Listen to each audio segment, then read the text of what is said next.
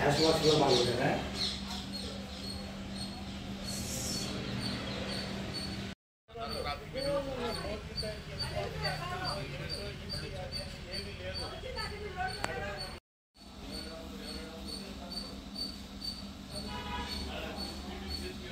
Recharge కావాలి.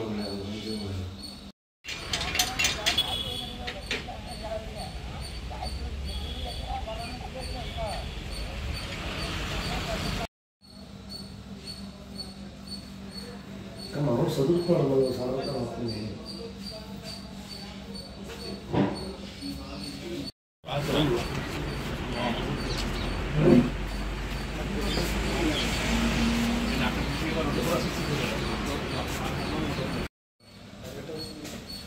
మామూలుగా మనం గాలేస్తుంది తీస్తారన్న, అది లాగేశారు.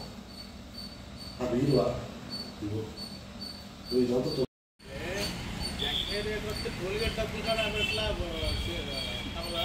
ఫోన్ చేసి ఏమంటే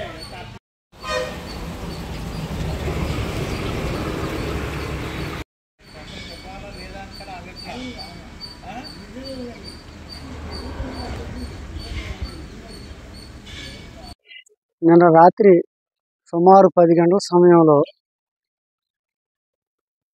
కొంతమంది వ్యక్తులు వచ్చి కారు వేసుకుని 2 ఆటోల్లో వ్యక్తులు వచ్చి మా ఆఫీస్ ఎదురుగుండా ఉన్నటువంటి బడ్డీగూడ జీవనాధారం చేసేవాళ్ళని ఇంటి ముందు సామాన్లు పగలగొట్టి ఫోటోలు పగలగొడితే ఆ ఇంట్లో ఉన్న అమ్మాయి బయటకు వచ్చి ఏంటంటే గొడవ చేస్తున్నారు ఏంటని అడిగితే ఏడే మీ ఓనర్ సంపదానికి వచ్చాం, మీ ఓనర్కి ఏమైనా అందా అని ఆ అమ్మాయి నానా దుర్భాషలు ఆడుతుంటే మీరు గౌరవంగా మాట్లాడండి అని అంటే ఏంటో లంచామని నోరు లేదు మాల లంచామని ఫోన్తో తిట్టి ఆ అమ్మాయిని ఎదురొమ్మల మీద చేస్తే కింద పడిపోయింది. ఆ అమ్మాయి అంట పడిపోగానే వెంటనే వాళ్ళ ఆయన లేచి వచ్చి ఏంటని చూసేపాటికి ఆ అమ్మాయిని గాజు పెంకు తీసుకుని ఆ దేవుడి పటం మీద పగల కొట్టారు. ఆ గాజు పెంకు తీసుకుని పేకపోయిపోతుంటే వాళ్ళ ఆయన కలబడేపాటికి ఆ అమ్మాయి కాలు పైకి లేచేపాటికి ఆ అమ్మాయి కాలు దిగింది. దిగిన తర్వాత వెంటనే వాళ్ళు కారులో ఉన్న కత్తులు రాడ్లు తీసుకుని లోపలికి వచ్చారు. మా ఆఫీస్ లోపల ఉంటుంది. లోపలికి వచ్చేపాటికి పక్కన అద్దెకుండా వాళ్ళు భయభ్రాంతులకు గురయ్యి వాళ్ళు వెంటనే నాకు ఫోన్ చేశారు. ఇట్లా ఆఫీస్ మీదకి వచ్చి ఇట్లా పగల కొట్టేస్తున్నారు అంతా అని అనగానే నేను ఫోన్లో మొత్తం ఓపెన్ చేశా. ఓపెన్ చేస్తే మొత్తం గోడ ఎక్కి సీసీ కెమెరాలు పగలగొడతాం, కారు ఎక్కి సీసీ కెమెరాలు పగలగొడతాం, తలుపులు పగలగొడతాం చేస్తున్నారు. వెంటనే పోలీసు వాళ్ళకి ఎస్పీ గారి కానీ నుంచి డిఎస్పీ గారికి సిఐ గారికి ఇంటికి వచ్చేసి నేను బయలుదేరి మా స్నేహితులు కూడా రమ్మని చెప్పి వచ్చాం. వచ్చే టైంలో మా ఫ్రెండ్స్ కొంతమంది వచ్చేయడానికి ఆటో నగర్ చెందిన చుట్టుబాబు అని అతను 5వ రోడ్డు దగ్గర పోలీసు వాళ్ళు ఆపారు.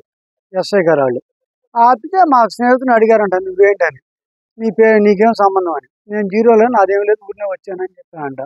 వాళ్ళ పోలీసు వాళ్ళు కస్టడీకి తీసుకోకుండా వాళ్ళని పంపించేసి భయభ్రాంతులకు గురి చేశారు. చూసేపాటికి 2 ఆఫీసులు పగలగొట్టారు, సీసీ కెమెరా పగలగొట్టారు, హార్డ్ డిస్క్తో సహా లోపల ఎత్తుకెళ్ళిపోయి వస్తువులని ధ్వంసం చేసి బీరోలో 3 లక్షల క్యాష్ ఉండాలి, కొన్ని సామాన్లు ఉండాలి, ఎవరికందని వాడు దోపిడీతనంగా తీసుకెళ్ళిపోయారు.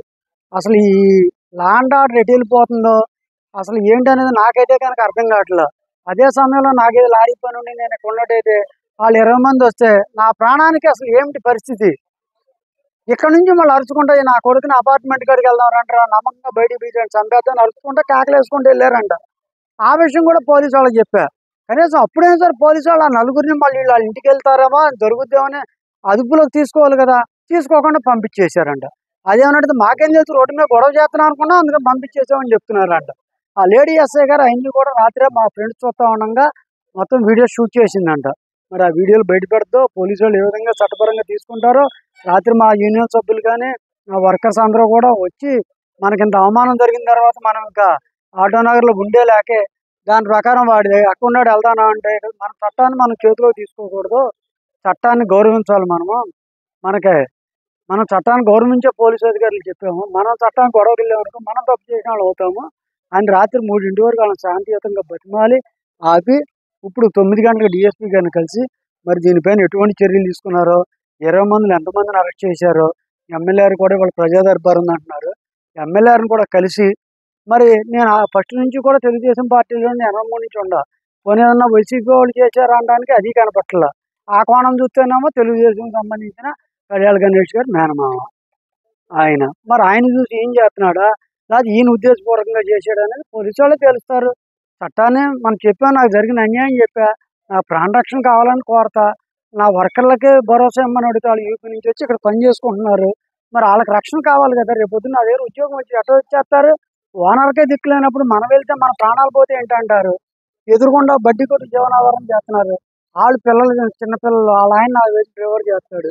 అతను డ్యూటీకి వెళ్ళినప్పుడు మమ్మల్ని చంపేస్తారు. రాత్రి నుంచి వాళ్ళు భయభ్రాంతులు, కనీసం హాస్పిటల్కి వెళ్దామన్నా సరే రాత్రి ఆ గొడవకి వాళ్ళు భయభ్రాంతులకు గురైపోయి ఇప్పుడు వరకు కనీసం హాస్పిటల్కి వెళ్ళాలన్నా భయంతో చచ్చిపోతున్నారు. రోడ్డు పక్కన ఉంటారు, ఎత్తుకుని చంపేస్తారేమో.